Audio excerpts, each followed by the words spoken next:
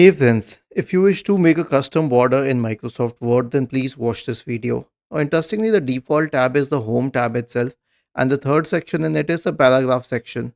So, the Paragraph section, you'll find the border area. Click on the downward pointing arrow associated with it, and then you can select a lot of things like you can draw borders. It will simply create a border around the what do we say selected text. You can create a top border, a bottom border like this one. You can change its shade, you can change it to red or something. So this is what you can do.